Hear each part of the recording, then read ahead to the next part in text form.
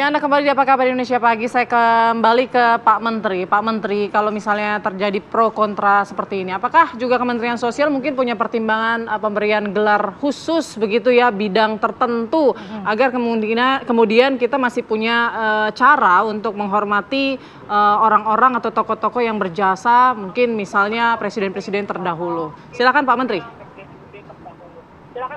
Iya, pertama-tama Mas Ahmad Doli dan Pak Usman Hamid ini kan mewakili dua pendapat yang disebut pro kontra itu. Tetapi menurut saya ini sehat saja, itu dulu. Yang kedua pasti kita dengarkan semua. Yang juga perlu mendapatkan perhatian kita bahwa tadi sudah disinggung juga soal kendala-kendala yuridisnya itu sudah katakanlah dicabut dan saya sebut sebagai peluang untuk kemudian Pak Presiden Soeharto atau mantan Presiden Soeharto bisa diusulkan menjadi pahlawan nasional sepanjang memenuhi syarat-syarat yang ditentukan. Dan ini juga merupakan usulan dan berulang-ulang juga sudah disampaikan. Yang kedua, yang juga penting ini menjadi bahasan, diskusi, masukan dari berbagai pihak, diantaranya adalah Presiden sebelumnya Bung Karno juga sudah sudah ditetapkan sebagai pahlawan nasional. Ini juga menjadi wacana di dalam tim penelitian dan pengkajian gelar pahlawan pusat yang sekarang ini sedang bekerja. Nah, kita mempertimbangkan semuanya.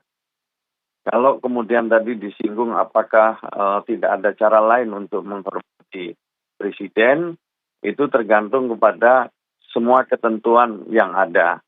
Jadi kita juga tidak bisa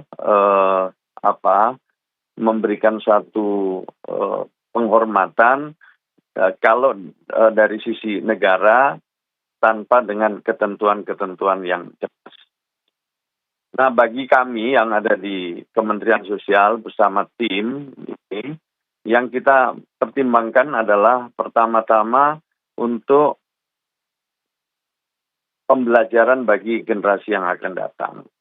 Salah satu di antaranya, bahwa sejarah tentang presiden-presiden Indonesia sudah dicatat, ya, juga sudah dijadikan semacam wacana dalam perjalanan bangsa ini.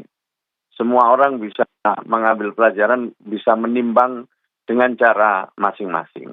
Gitu. Tetapi bahwa kita punya presiden yang tadi disebut oleh Mas Ahmad Doli, punya prestasi, punya kontribusi, terutama hal-hal yang baik untuk negeri ini, patut dicatat. Pak Harto banyak sekali warisan-warisannya yang bisa diteruskan dan bahkan diteruskan sampai hari ini. Meskipun juga ada yang tidak patut untuk diteruskan. Gus Dur juga sama. Ada hal-hal yang patut untuk diteruskan, tapi juga ada yang tidak perlu untuk diteruskan. Jadi kita mempertahankan nilai-nilai lama yang baik, ya, sambil mengadopsi nilai-nilai baru yang lebih baik. Itu yang menjadi prinsip kami. Nah, apa yang disampaikan oleh Mas Usman Hamid, ya, tentang proses pengambilan keputusan di MPR dalam rangka pencabutan TAP tahun 98 itu adalah satu tafsir, ya. Tetapi faktanya bahwa yang namanya TAP MPR itu sudah dicabut. Saya kira itu aja sedikit tambahan kami, tetapi semua masukan, semua wacana, semua pertimbangan yang disampaikan oleh masyarakat tetap menjadi pertimbangan bagi kami untuk nanti pada akhirnya mengusulkan, ya, beberapa nama yang telah melalui proses memenuhi semua ketentuan kepada Dewan Gelar, dan Dewan Gelar nanti yang akan meneruskan ke Presiden.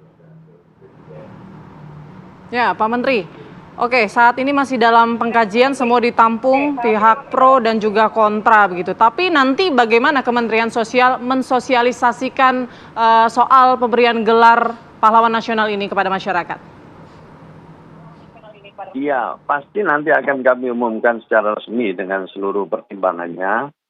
Ya, pada saatnya tentu apa yang sudah menjadi keputusan Kementerian Sosial selama melalui pengkajian ya, dan penelitian yang dilakukan oleh tim ya, dan kemudian alasan-alasan apa yang mendasari pasti akan kami sampaikan pada saatnya.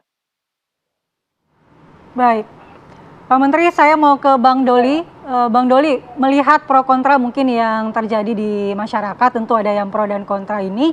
Bagaimana kemudian Golkar menilai impact positif yang akan didapatkan jika gelar ini diberikan kepada Pak Harto?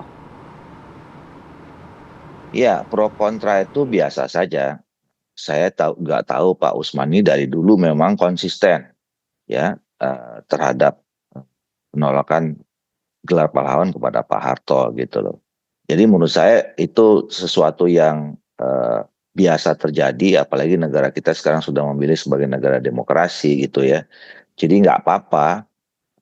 Tentu kita punya pandangan yang semua tidak harus sama gitu. Nah, tetapi sekali lagi saya katakan bahwa apa namanya, kita sudah punya mekanisme ya terhadap seseorang itu bisa ditetapkan sebagai pahlawan.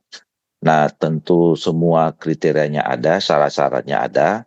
Nah, nanti dinilai saja dengan apa namanya, sesuai dengan mekanisme itu melalui Kementerian Sosial, kemudian ada Dewan Gelar gitu.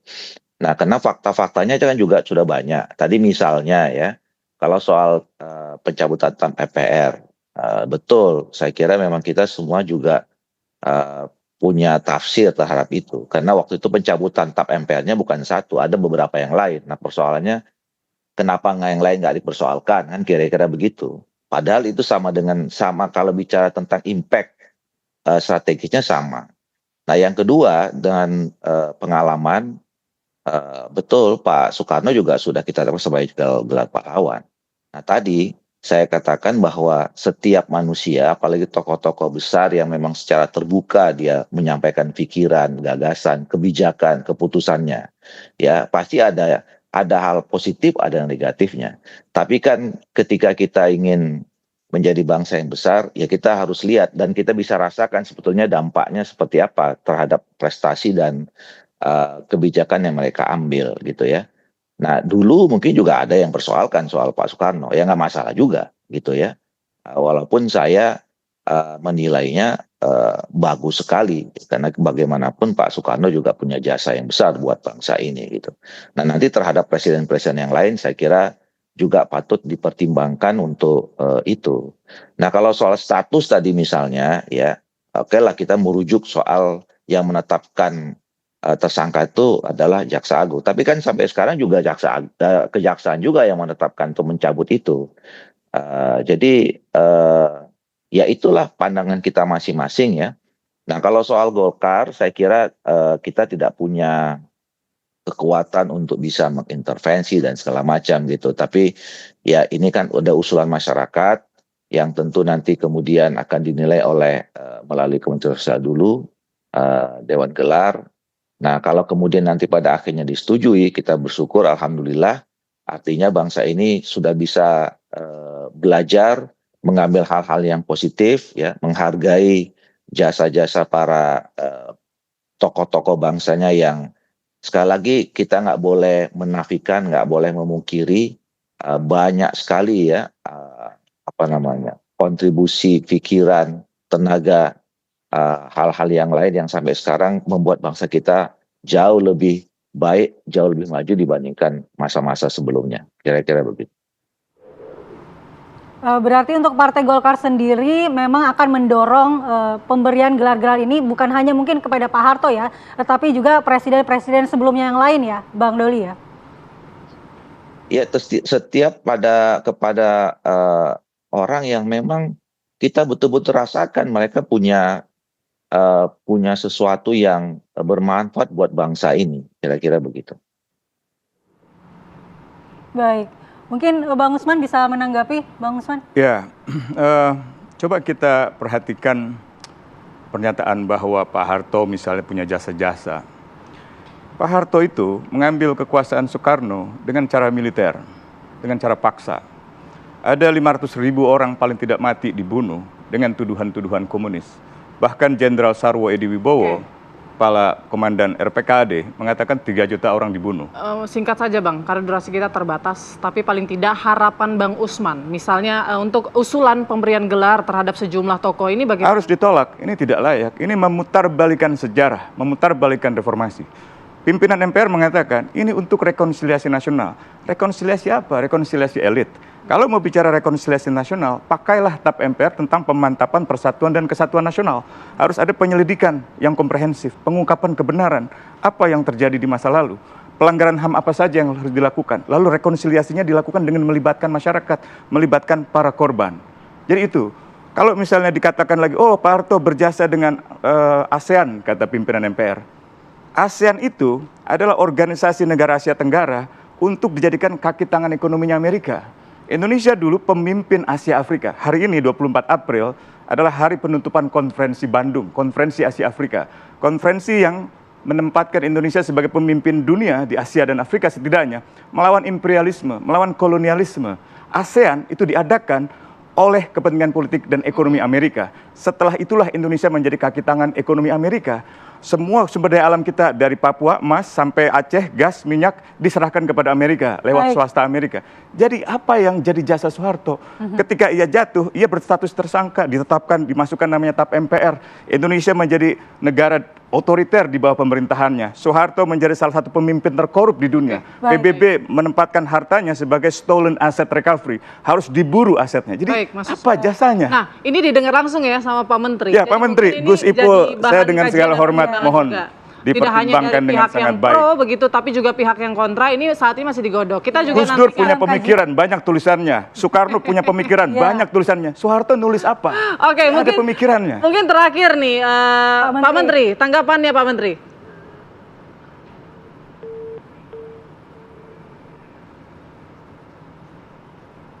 Oke, sayang sekali ya komunikasi kita terputus dengan Pak Menteri, tapi paling tidak Pak Menteri menonton ya yang mendengarkan, menampung semua aspirasi baik yang pro maupun yang kontra. Mohon maaf sekali Mas Usman, karena waktu kita sangat terbatas pada pagi hari ini, tapi kita harapkan dan kita tunggu ya seperti apa nanti hasil kajian dan pertimbangan dari Kementerian Sosial terkait pemberian gelar pahlawan nasional kepada tokoh-tokoh bangsa.